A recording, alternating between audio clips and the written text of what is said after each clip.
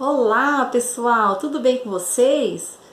Estamos aqui, né? Mais um mês chegando aí, mês de agosto, né? Mais um mês sem aula, mas fazer o que, né?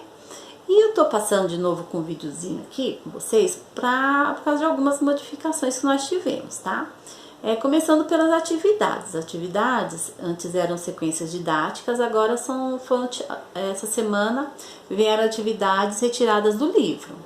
Então, eu vou dar um auxílio para vocês, que eu achei que tá mais difícil, né? Começando pelo texto de abertura, que eu achei um texto bem grande. Eu vou fazer a leitura com vocês, né? Porque às vezes o responsável não pode estar ali sentado muito tempo com vocês para estar ajudando. Então, presta atenção, acompanha comigo a leitura, tá bom? Então, minha tia preferida. Minha tia preferida era a tia Vicky. Primeiro, eu já achava esse nome lindo, tão atriz de cinema.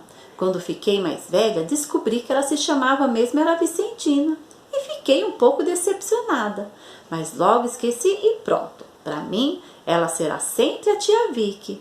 E ela era bonita como uma atriz de cinema e engraçada e perfeição das perfeições. Fazia os melhores doces e bolos que alguém pudesse imaginar. Quando li a história Pele de Asno, imaginei que alguém passava os dias na cozinha. Era uma moça igual a tia Vicky, de olhos verdes e tudo mais. A Pele de Asno era aquela princesa que teve que fugir do pai, que era um rei muito louco, escondida numa pele de burro, e depois passou uns tempos trabalhando de cozinheira numa estalagem, até que o príncipe se perdeu na floresta, etc. E foi parar lá, conta a história, que ele a viu por uma fresta da cabana em que ela morava. A princesa estava vestida com seu vestido cor de sol e o príncipe se apaixonou, ou talvez ele tenha se apaixonado mesmo, pela comida que ela servira na estalagem, quem sabe? O fato é que ele ficou doente e só sarou quando a Pele de Asno fez um bolo e pôs dentro um anel, que o príncipe achou e assim reconheceu a sua amada. E daí por diante você já conhece o final, com festa, casamento, docinho e tudo. Mas vamos voltar ao que interessa, o bolo. Eu imaginava que o bolo que uma princesa prepara para um príncipe devia ser um sonho de bolo, não podia ser um bolo comum. Devia ser fofo como algodão, alvo como a neve, doce como mel. É melhor parar.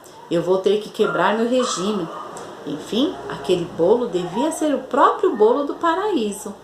O que mais se aproximava disso para mim era o pão de ló que a tia Vicky fazia e também o bolo de coco, facílimo que nem vai farinha, ou talvez o bolo de milho, tão irresistível que fez os deuses criarem as estrelas, como conta a lenda. Então, esse é um conto, né? De Rosane Pamplona, chama-se Histórias de Dar Água na Boca. Então essa historinha foi retirada desse livro. São Paulo, editora moderna, tá? Você já tinha ouvido falar nessa história da Pele de Asno? Alguém já conhecia? Eu assisti o filme, é bem legal, né? E essa era uma princesa, é um conto de fadas, né? É um conto de Charles Perrault, tá? Foi publicado em 1634, se eu não me engano, e anos depois foi feita uma adaptação pelos irmãos Grimm, né? Que os irmãos Grimm também eles faziam escritores de contos, né? E muito bom por sinal.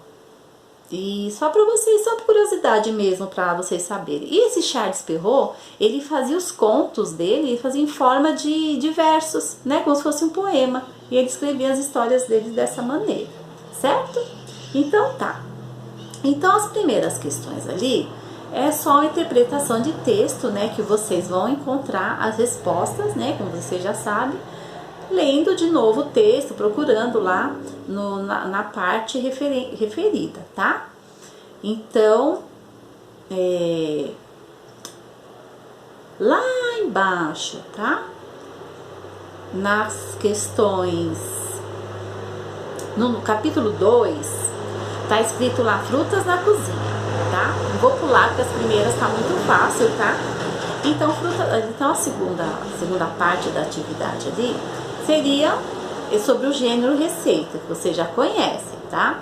Então tem uma imagem, né? A imagem ali que mostra uma receita de geleia caseira, tá bem bonitinho, tem até o desenho dos ingredientes, né? E mais embaixo tem a receita escrita, né? Geleia caseira de banana e maçã. E em seguida, né, vai ter também as perguntas, as questões aí referente à receita, tá? E as etapas da receita. Então, quais são as etapas da receita, tá? Primeiro, o que a gente tem primeiro na receita? Os ingredientes, né? O que vai usar para fazer o doce, né? A banana, o açúcar, a farinha, dependendo da receita, né? E antes disso é o título. Então, primeiro é o título da receita. Receita do quê? Segundo, ingredientes. E por último, o modo de preparo. Vocês já sabiam disso, né? Simples aí, tá? E depois vocês vão ter atividades lá de separação de sílabas, que vocês também já conhecem, né? E mais pra frente eu vou falar só assim, o que eu acho que tava mais difícil, tá? Na questão número 14, tá? Começando na 13, vamos lá. Plural. Quem sabe o que é plural? Que na sala de aula, que a gente estava tendo aula, vocês não sabiam, né? Quando eu perguntava na sala de aula, vocês falavam que não sabiam. Então tá lá. Número 13. Veja como ficam os ingredientes principais da receita da geleia se dobrarmos a quantidade de cada fruta. Ou seja, uma banana, 2 bananas, uma maçã, 2 maçãs. Então, qual o diferencial aí? Na palavra no plural, a quantidade e a letrinha S no final, né? Então, a diferença das palavras destacadas ali é a letrinha S, né? Que indica que é o plural, tá? E mais pra frente, então, tem lá no final, tá? A última parte da atividade de língua portuguesa, tá lá, meu lugar no mundo. Solidariedade. Leia esse cartaz, né? O que é um cartaz? Vocês sabem o que é um cartaz? Qual a finalidade do cartaz? Vocês sabem? Então, a finalidade do cartaz é fazer uma propaganda, né? Ou conscientizar as pessoas sobre a importância de algum assunto, por exemplo, a importância da vacinação, né? A alertar, assim, cuidados de higiene, um aviso que tem que ser para um número maior de pessoas, uma população, né? E assim, assim, como que ele pode ser feito, né? Só com letras, tem que ter uma gravura, um desenho, uma foto.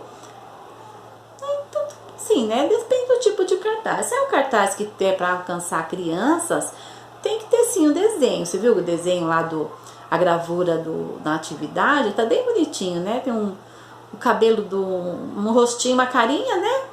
Um cabelo de macarrão, os olhinhos são 2 feijões, né? A boquinha parece um milho ali, 3 milhos, né?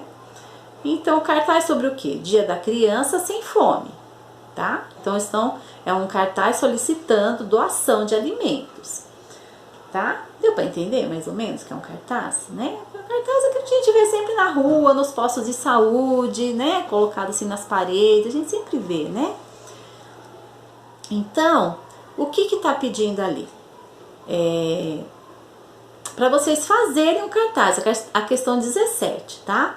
Então, utilizar a letra bastão ou ainda utilizar o computador nessa produção. A maioria não tem, né? Eu sei que vocês muitos olham assim as atividades, assim, os recados só pelo celular, né? Mas, então, não precisa essa parte. Usar letras grandes e coloridas para chamar a atenção. Usar títulos e frases que convençam o leitor. Usar a máscara... Usar títulos e frases que convençam o leitor a usar a máscara. Fazer ilustrações ou cole imagens. Então, essa é uma atividade para ser feita e eu vou cobrar de vocês, eu quero ver esse cartaz, tá? Então, vocês façam numa folha sulfite ou numa folha de caderno, uma folha... Não tem problema, tá? Se tiver um pedacinho de cartolina em casa também pode ser. Então, vocês vão fazer o cartaz, tirar foto e mandar pra mim, tá bom? Beijo pra vocês!